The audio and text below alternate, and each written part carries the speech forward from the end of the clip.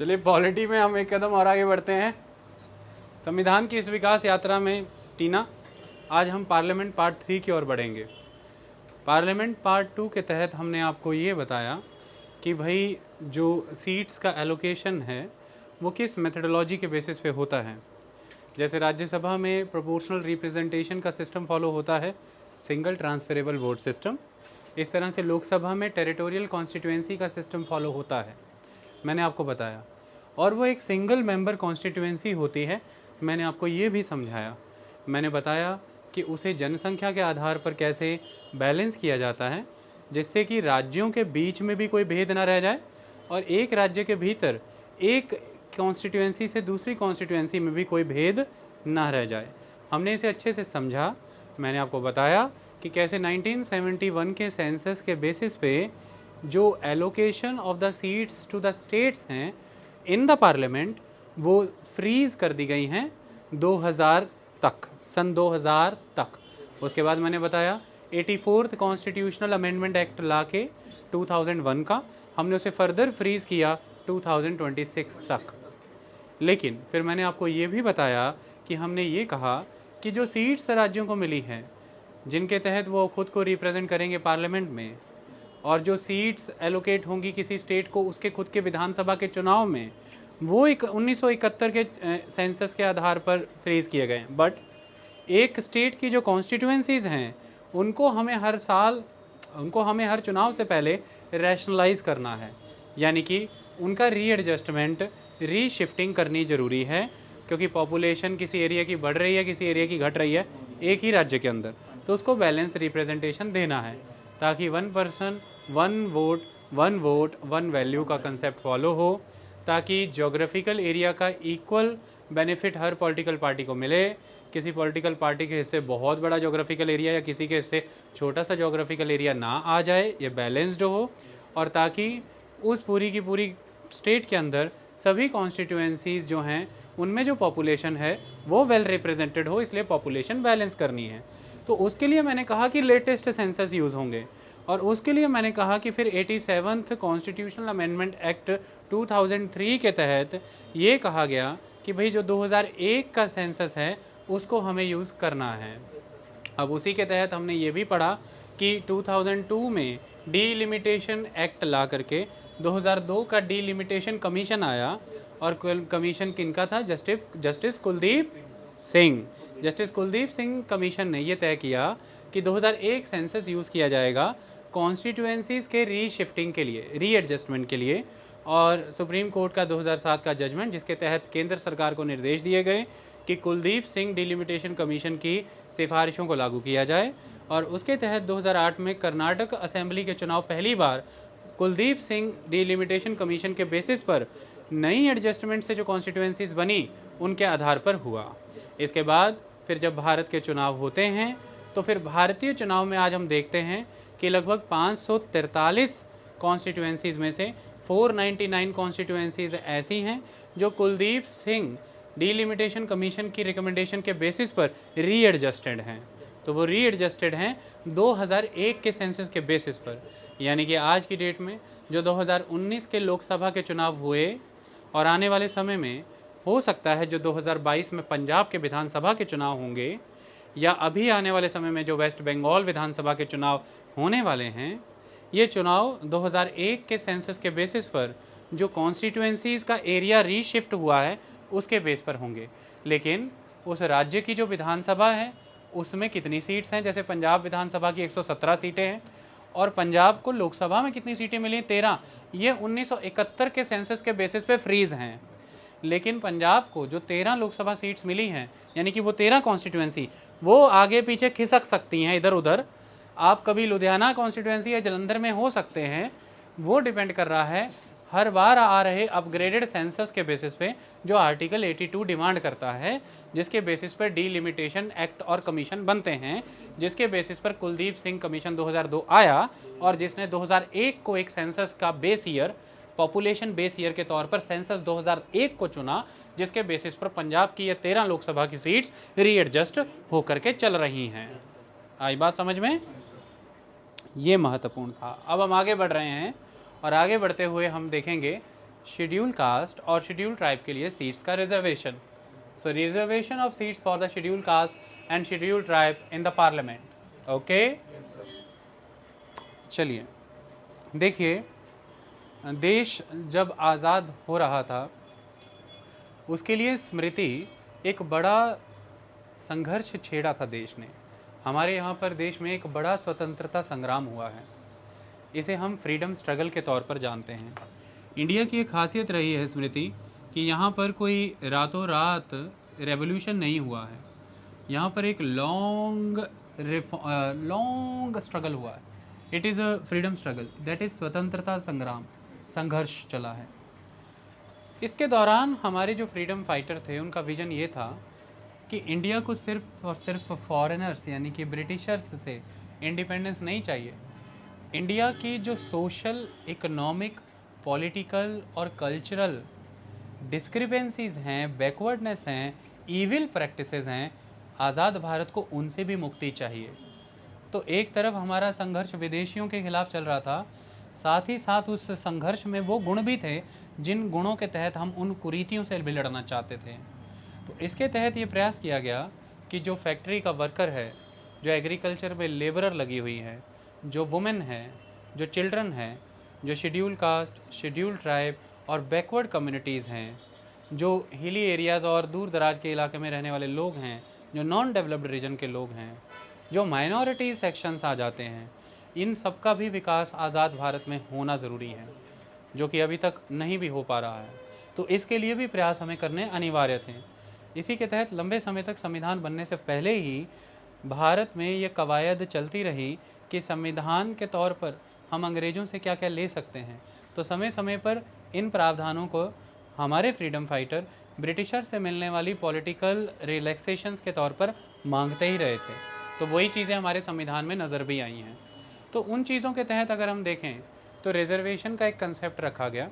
मैं आपको ये बता देना चाहता हूँ कि ऐसा होने लगा 1909 में, 1909 में ब्रिटिशर्स के द्वारा ये किया गया कि एक community that is the Muslim, उनको सेपरेट इलेक्टोरेट दे दिया गया. सेपरेट इलेक्टोरेट का मतलब यहाँ पर ये है, आप जब हमारे हिस्ट्री के लेक्चर करोगे तो बहुत अच्छे से क्लियर होगा. सेपरेट इलेक्टोरेट का मतलब ये है कि जो मान लीजिए एक वहाँ की लेजिस्लेचर है, उसमें सीट्स हैं, सपोज़ कीजिए 6 सीट्स सपोज़ कर रहे हैं, और ये सब लोग एग्जिस्ट कर रहे हैं, ये सारे लोग हैं मान लीजिए. तो ये कह दिया गया कि इन 6 सीट्स में से 2 सीट्स जो हैं वो मुस्लिम्स को एलोकेट की जाती हैं.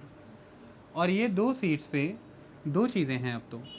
पहला ये कि मुस्लिम कैंडिडेट होगा, और दूसरा ये कि जो वोटर होगा वो भी मुस्लिम ही होगा.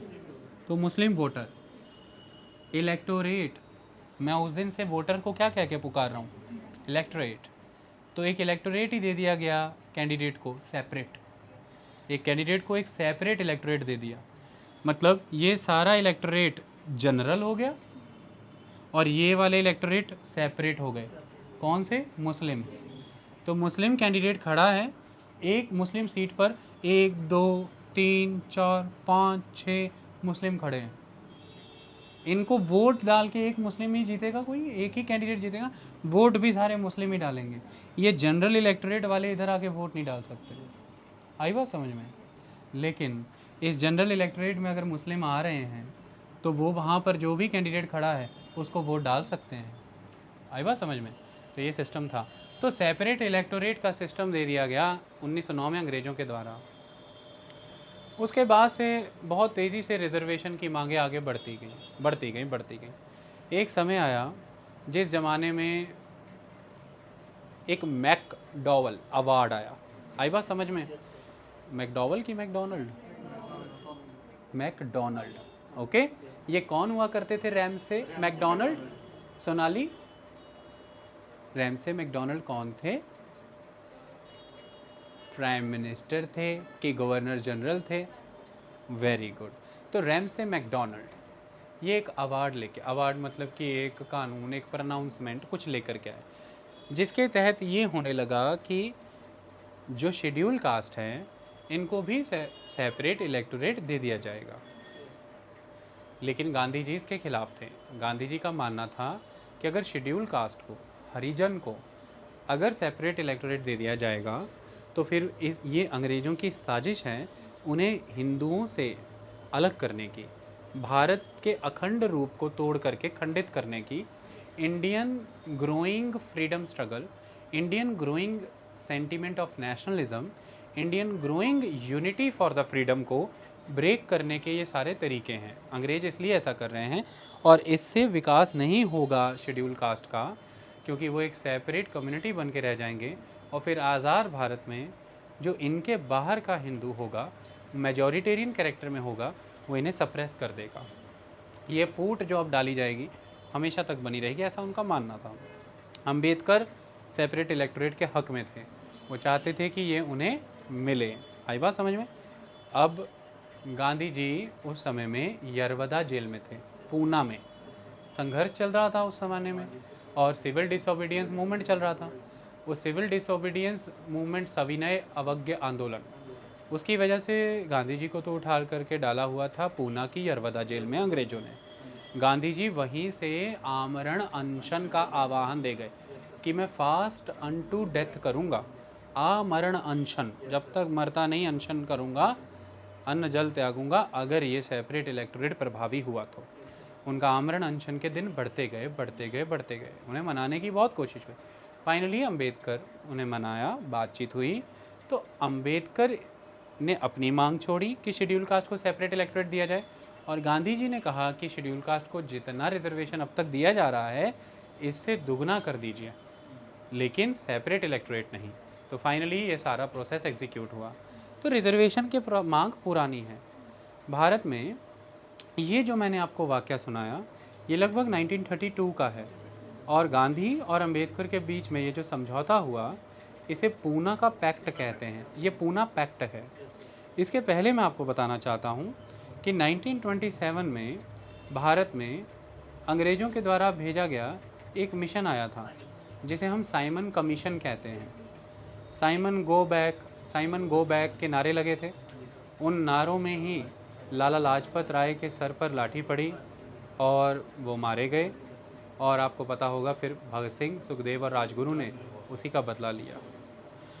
तो कुल मिलाकर के उस समय में ही वो साइमन कमीशन ये देखने आया था कि 1919-20 के दौरान भारत को अंग्रेज़ों ने जो थोड़ी सी संवैधानिक नियम कानून दिए हैं, संवैधानिक छूट दी है, वो कैसे काम कर रही है, उसकी समीक्षा करने आया था, उसे इवेल्युएट करने आया था, देखने आया था, जांचने।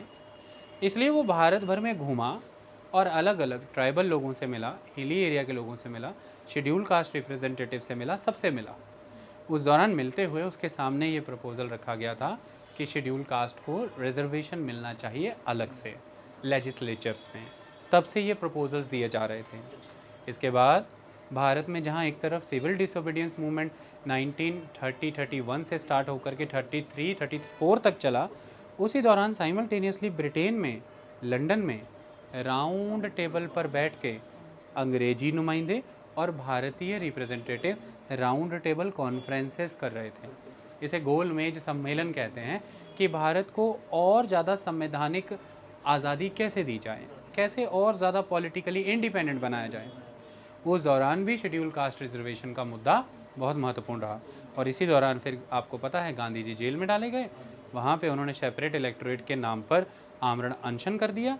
अंबेडकर से मुलाकात हुई, सेपरेट इलेक्टोरेट की मांग छूटी, लेकिन रिजर्वेशन को बढ़ा दिया गया और इसे पूना पैक्ट कहा गया। तो ये प्रक्रिया तो पुरानी है। संविधान जब बना 1950 26 जनवरी को, जब वो देश पर प्रभावी हुआ, इसे एनफोर्समेंट ऑफ द कॉन्स्टिट्यूशन कहते हैं। 26 नवंबर 1949 को संविधान एनेक्ट हुआ है, उसे इनेक्टमेंट ऑफ द कॉन्स्टिट्यूशन कहते हैं। 26 जनवरी 1950 को एनफोर्समेंट कहते हैं। ओके, देश पे संविधान लागू हुआ।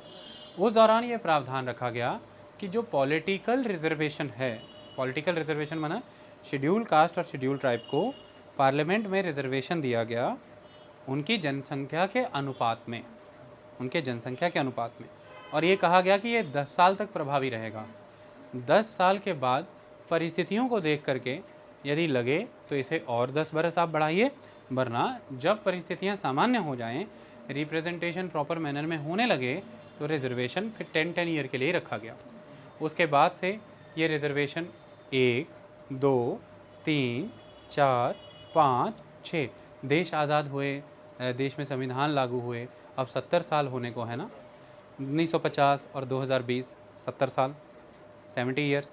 तो 1950 में तो संविधान में ही 10 साल के लिए दे दिया, फिर उसके बाद और 60 साल बढ़ाना था ना, तो 10, 10, 10, 10 करके 6 बार कॉन्स्टिट्यूशनल अमेंडमेंट एक्ट आए, संविधान संशोधन कानून आए, जिनके तहत ये बढ़ाया गया, बढ़ाया गया, बढ़ाया गया और बढ़ाया गया। अभी ये जो एट प्रेजेंट एक कॉन्स्टिट्यूशनल अमेंडमेंट एक्ट आया, इसके पहले का जो कॉन्स्टिट्यूशनल अमेंडमेंट एक्ट था वो इसे 25 जनवरी 2020 तक के लिए प्रभावी बनाता था। वो 95th constitutional amendment act of 2009 था। तो 95th कॉन्स्टिट्यूशनल अमेंडमेंट एक्ट ने reservation of schedule caste and schedule tribe in the parliament को 2010 में, क्योंकि 79th constitutional amendment act 79 constitutional amendment act 1999 में जो आया, वो रिजर्वेशन को जनवरी 2010 तक बढ़ा रहा था। तो जनवरी 2010 में रिजर्वेशन खत्म हो रहा था, तो फिर से एक अमेंडमेंट लाना था। तो मैंने बताया 95th कॉन्स्टिट्यूशनल अमेंडमेंट एक्ट 2009 आया, उसने जनवरी 2010 से 10 साल के लिए बढ़ा के इसे कर दिया 25 जनवरी 2020 तक। बट 25 जनवरी 2020 को फिर खत्म हो रहा था, तो इसीलिए दिसंबर के around 126th constitutional amendment act 2019 आया है, जिसने इसे जनवरी 2020 से जनवरी 2030 तक के लिए बढ़ा दिया है। ओके, अब ये फिर 10 साल के लिए बढ़ गया है। 126वें संविधान संशोधन। अब अगर क्वेश्चन पेपर में किसी न किसी स्टेट पीसीएस में पक्का पूछ सकते हैं कि 126 कॉन्स्टिट्यूशनल अमेंडमेंट एक्ट किसके लिए है, तो ये SC ST के रिजर्वेशन को 10 ईयर के लिए फर्दर एक्सटेंड करता है। ओके, लॉ मिनिस्टर रविशंकर प्रसाद के द्वारा ये पेश किया गया था। ठीक है जी, इसके तहत और भी बहुत सी चीज़ें थी, वो मैं अभी आपको समझा देता हूँ।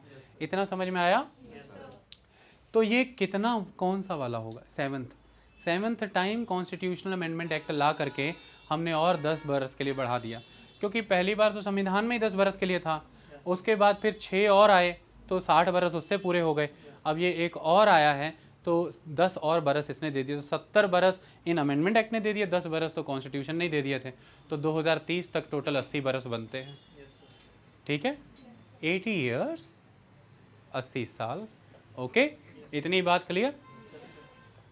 इस दौरान बहुत ही, इंग्लिश के अखबार में ऐसा लिखा था, बहुत ही हीटेड एक्सचेंजेस हो गए संविधान पार्लियामेंट के अंदर, हीटेड एक्सचेंज हो गए गुलाम नबी आज़ाद के बीच और रविशंकर प्रसाद के बीच। क्यों हो गए इतने हीटेड एक्सचेंज? पढ़े लिखे लोग हैं, हीटेड एक्सचेंज करेंगे, तर्क है। देखिए, जब आप कुछ कर रहे हैं और सामने वाले को ज्ञान है, आपसे सवाल जवाब तो करेगा। अब आप उस बात पे तिल मिला जाएं तो नेचुरली बनता है, या फिर आपके जवाब अच्छे और सटीक हो तो सामने वाला तिल मिला जाए। हीटेड एक्सचेंज होना कोई गलत बात नहीं है, पार्लियामेंट में तो होना ही चाहिए उल्टा। उसी के लिए तो अपने पार्लियामेंट बनाई कि नियम कानून के दायरे में रह के एक्सचेंज करो, बशर्ते कि पूरा देश सड़कों पर एक दूसरे से लड़े, उसे गृह युद्ध कहते हैं। उससे बेहतर है कि तर्क, वाक क्षमता से, ज्ञान क्षमता से, बिजनेस रूल्स के अकॉर्डिंग पार्लियामेंट में बहस करो। शब्द बहस, करो करो करो, लड़ो। लड़ो मतलब कि तर्क से लड़ो, ज्ञान से लड़ो, ताकि सड़कों पे हम बम बोले बारूदों से न लड़े। ओके, तो इसके लिए वो डिबेट हुई। डिबेट किस बात की हुई समझो। 2 सीटें आपको पता है एंग्लो इंडियन कम्युनिटी के लिए भी रिजर्व होती हैं, है ना। तो लोकसभा में 2 सीटें रिजर्व हैं, इसी की वजह से जो टोटल मैक्सिमम स्ट्रेंथ तो 550 जो रखा गया, 2 अपन जोड़ते हैं 552 होता है। ओके, और इसी तरह से राज्यों की विधानसभा में भी आपको पता है कि 1 सीट रिजर्व रहती है एंग्लो इंडियन कम्युनिटी के लिए। लोकसभा में कितनी रहती है शिवानी? क्या बात है। और विधानसभाओं में? अभी तो बोल के हटाऊँ ना, 1 ना, एक को इंग्लिश में 1 कहते हैं बेटा। चलो मैं इंग्लिश में भी बोल दूंगा साथ साथ। कई बार 1 2 नहीं समझ में आता किसी को, है कि नहीं। एक तो बचपन की कहानियाँ भी नहीं सुनी तुम लोगों ने, 2 तिहाइयाँ 4 ऐसे पहाड़े नहीं पढ़े थे, 2 तिहाइयाँ 6, 2 दूनी 4। चले, तो अब वो जो रिजर्वेशन है ना, जो फर्दर सीट्स रिजर्व रखनी है एंग्लो इंडियन कम्युनिटी के लिए, उसे फिलहाल छोड़ दिया। ये हुआ है इस बार एंग्लो इंडियन कम्युनिटी के लिए। प्रशांत, अब से हर बार क्या होता था कि जो अमेंडमेंट एक्ट SC ST के लिए आता था, उसी में एंग्लो इंडियन सीट का प्रोविजन भी फर्दर एक्सटेंड हो जाता था 10 ईयर के लिए। इस बार 126 कॉन्स्टिट्यूशनल अमेंडमेंट एक्ट 2019 ने शेड्यूल कास्ट और शेड्यूल ट्राइब का रिजर्वेशन तो 10 ईयर के लिए बढ़ा दिया, लेकिन एंग्लो इंडियन कम्युनिटी का रिजर्वेशन 10 ईयर के लिए और नहीं बढ़ाया। उसका तर्क क्या दिया है? रविशंकर प्रसाद ये कहते हैं कि एंग्लो इंडियन कम्युनिटी के पूरे देश भर में इस समय सिर्फ और सिर्फ 296 मेंबर्स रह गए हैं, 296 मेंबर रह गए हैं। 2 सीट्स का रिप्रेजेंटेशन देना तर्क संगत नहीं बनता, क्योंकि 296 मेंबर्स आर देयर। वो कहते हैं कि अप्रॉक्स ड्यूरिंग द इंडिपेंडेंस 1,11,000 के अराउंड इनकी जनसंख्या थी, जो अब घट करके 296 रह गई हैं। इसी तरह से तृणमूल कांग्रेस की तरफ से आप सबको पता होगा, बचपन से आपने वो शो सबने देखा होगा, Bournvita quiz contest, Derek O'Brien.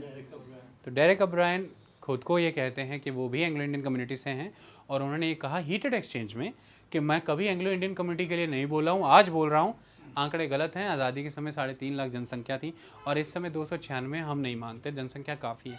तो फिर से हीटेड एक्सचेंज देते हुए रविशंकर प्रसाद कहते हैं, अगर शेड्यूल कास्ट का आंकड़ा मानते हो 2011 के सेंसस का, शेड्यूल ट्राइब का मानते हो, सबका मानते हो, एंग्लो इंडियन का क्यों नहीं मानते हो? वही सेंसस है, उसी का आंकड़ा है। SC ST का मान लेते हो, एंग्लो इंडियन का नहीं मानते हो, ये तुम्हारा भी नहीं समझ में आता है। तो 296 मेंबर हैं। तो फिर भावुक हीटेड स्पीच में भावुकता भी आनी तय है। तो भावुक स्पीचेस हुई कि एंग्लो इंडियन कम्युनिटी कॉन्ट्रीब्यूशंस को आप रिकॉग्नाइज, ठीक है, गुलाम नबी आज़ाद ने कहा ठीक है कि नंबरिंग नहीं है, बट क्या कॉन्ट्रीब्यूशन भी नहीं है? आज दिन तक देश में उनका जो कॉन्ट्रीब्यूशन था उसे भी रिकॉग्नाइज नहीं करेंगे? तो रविशंकर प्रसाद ने आगे से कहा कि कंट्रीब्यूशन रिकॉग्नाइज्ड था, है और हमेशा रहेगा। ये किसने कहा कि किसी कंट्रीब्यूशन को रिकॉग्नाइज करने के लिए रिजर्वेशन देना ही देना है? कंट्रीब्यूशन का रिकॉग्निशन रिजर्वेशन से कनेक्टेड नहीं है, हम उसे किसी सेंस में रिकॉग्नाइज करेंगे। और हमने ये नहीं कहा कि हमेशा के लिए रिप्रेजेंटेशन खत्म, लेटर स्टेजेस पे वी विल डिसाइड, अभी के लिए वो गया बस, ठीक है। अब तो पता ही आपको हीटेड एक्सचेंज का नियम क्या ही निकलता है एट द एंड। तो फर्दर वो ये कह रहे हैं कि अब क्या हो रहा है, क्यों मैं ये 126 अमेंडमेंट लाया। तो जो बीजेपी पर आरोप थे कि बीजेपी हो सकता है रिजर्वेशन को ख़त्म करे, मोहन भागवत RSS के भी कुछ बयान ऐसे थे कि रिजर्वेशन की पुनः समीक्षा होनी चाहिए, एक लाइन ही बड़ी है।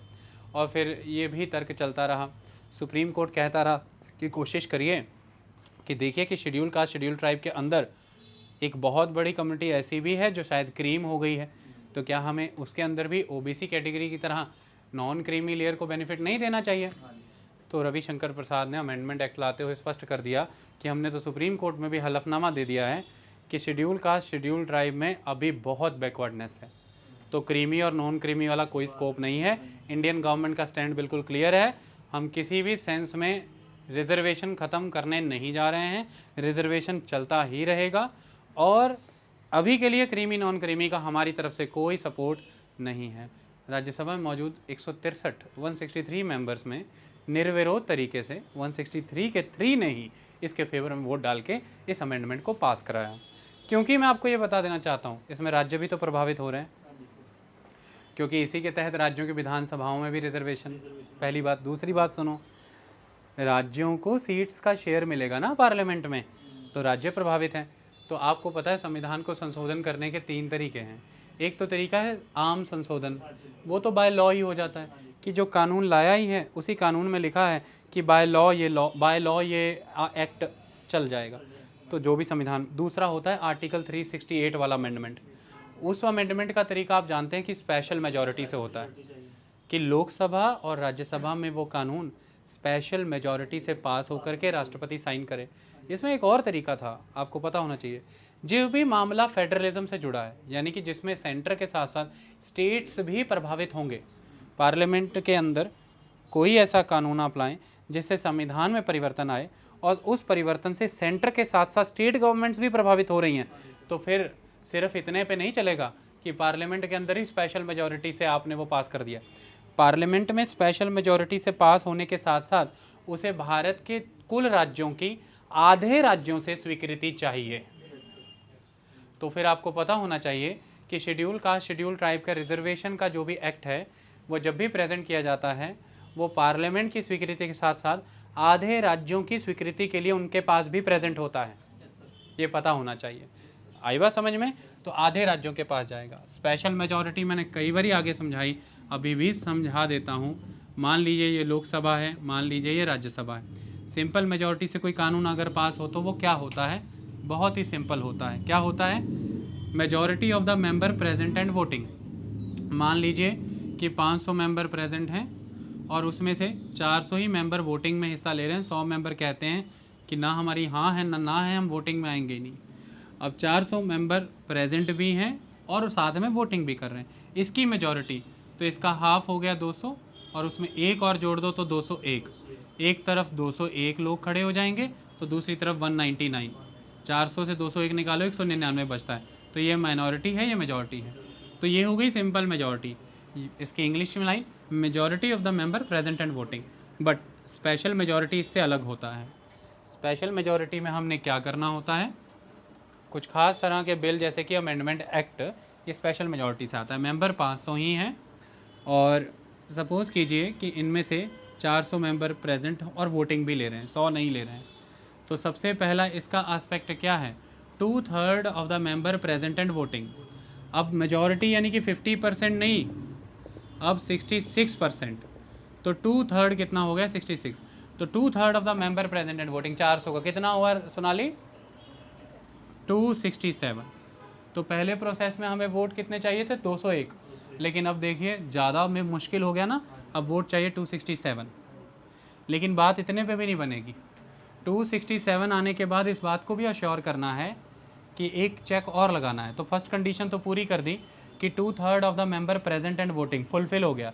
500 प्रेजेंट थे, उनमें से 400 वोटिंग भी कर रहे हैं, उसका 2/3 यानी कि 267। दूसरा है majority of the total membership of the house. Majority of the total membership house, total membership कितनी थी? 500, उसकी मेजॉरिटी कितनी हो गई? 251। तो 251 से बड़ा आंकड़ा तो 267 ऑलरेडी है। दोनों कंडीशन फुलफिल हो गई और स्पेशल मेजॉरिटी काउंट हो गई कि स्पेशल मेजॉरिटी हो गई। आई बात समझ में? ये क्यों रखा गया? इसका सिनेरियो इसलिए रखा गया स्मृति, अभी सिनेरियो बदल देता हूँ। आप कहेंगे दूसरा क्लॉज तो यूजलेस था। नहीं, सपोज कीजिए 500 मेंबर प्रेजेंट हैं लेकिन वोटिंग सिर्फ 300 कर रहे हैं। तो अब 500 प्रेजेंट थे, 200 तो एब्सटेन कर गए, वो वोटिंग में ही नहीं आ रहे। वो कह रहे हैं हम ना हाँ में है ना ना में, हम बाहर। 300 वोट कर रहे हैं। अब इसका 66% कितना बन रहा है सोनाली? 201। ये 201। ये बहुत पहले वाले आंकड़े से मिल गया ना, सिंपल मेजॉरिटी वाले। अभी थोड़ी देर पहले 400 मेंबर वोटिंग में थे तो 267 का आंकड़ा आया, लेकिन अब 300 मेंबर ही वोटिंग कर रहे हैं तो आंकड़ा 201 का आया। अब कहानी सारी बदल गई। अब ये फिगर बड़ा लगने लग गया होगा। आपने स्पेशल मेजॉरिटी का सिर्फ एक क्लॉज फुलफिल किया कि 2/3 member present and voting vote कर रहे हैं। अब दूसरा फिल्टर लगाओ इस पर, वो क्या है? Majority of the total membership of the house. और टोटल मेंबरशिप है हाउस की 500 और उसमें से 251 बनता है मेजॉरिटी, तो 251 होना चाहिए। लेकिन 201 का आंकड़ा तो पूरा हो रहा है लेकिन 251 वाला नहीं हो रहा, तो फिर ये स्पेशल मेजॉरिटी नहीं है, जबकि 2/3 मेजॉरिटी हो रही थी of the member present and voting. ठीक है? तो दो तरह से फिल्टर लगाया गया है कि कम से कम 250 तो रहने ही रहने हैं हर हाल में। उससे ज़्यादा हो जाए 267 वो तो बहुत अच्छा।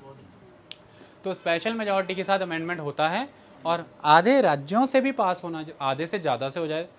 भारत के 28 राज्य कर दे तो क्या ही बात, लेकिन रूल है कि आधे कम से कम करने चाहिए। ओके, वो हो जाता है। ये हो गया। ओके, अब इस पर सीट्स कितनी हैं? देखिए 16.4% के अराउंड भारत में 2011 के सेंसस के मुताबिक शेड्यूल कास्ट हैं।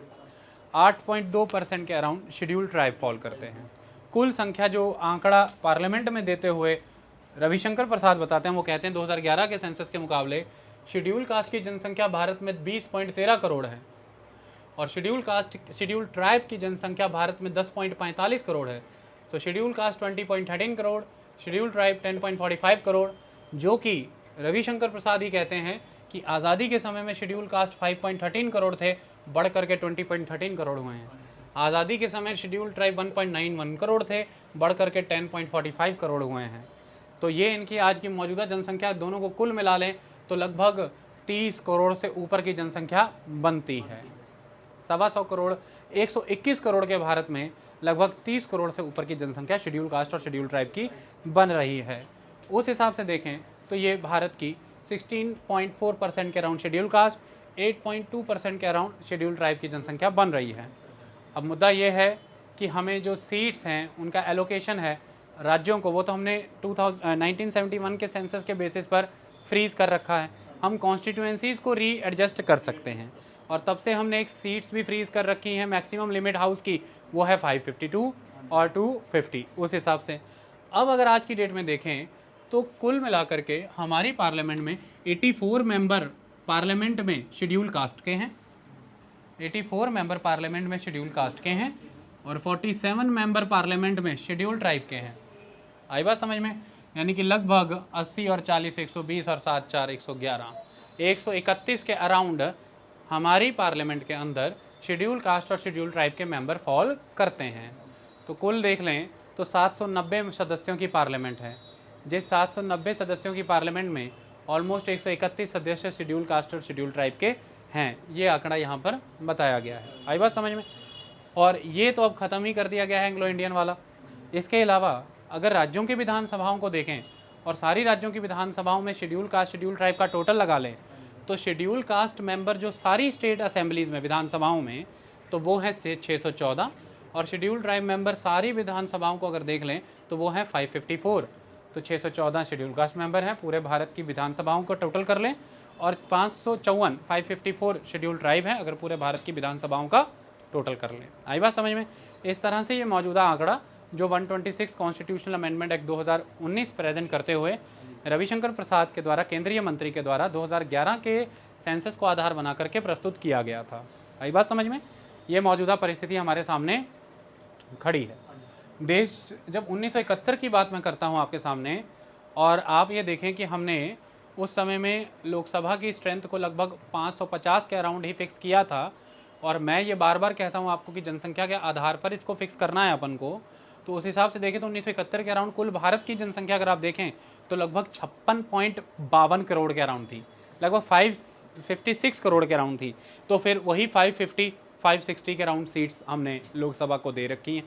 ठीक है, ये 1971 की जनसंख्या का सिस्टम था। ओके, अब इसमें ये आरोप लगाए जाते हैं कि ये जो भारत का इस समय संसद है ये बड़े पैमाने पर इंडिया के डेमोग्राफिक्स को रिप्रेजेंट नहीं कर रहा, क्योंकि 1971 से लेकर के 2021 तक कितने बरस बिता दिया आपने? 50 साल तक आपकी कंट्री का पार्लियामेंट आपकी कंट्री के डेमोग्राफिक्स को रिप्रेजेंट नहीं कर रहा, क्योंकि 50 साल के बीच में जनसंख्या में कई परिवर्तन आ गए हैं। इसके कई तरह के फ़ायदे जो बताए जा रहे हैं वो ये हैं कि जनसंख्या नियंत्रण करना है, इसीलिए पॉपुलेशन के बेसिस पर हम सीट्स नहीं दे रहे हैं। लेकिन इसके नुकसान ये हैं कि जो दक्षिण के राज्य हैं वो ये कह रहे हैं कि हमने जनसंख्या नियंत्रण किया, हमें लाभ नहीं दिख रहा कोई, हमारी सीट्स भी उसी स्तर पर फ्रीज हैं। इनफैक्ट हमें मोटिवेट करने के लिए आपको हमारा एलोकेशन बढ़ाना चाहिए, लेकिन फिर 1 पर्सन 1 वोट 1 वैल्यू नहीं रह जाएगा, स्टेट्स का रिप्रेजेंटेशन इम्बैलेंस में चला जाएगा।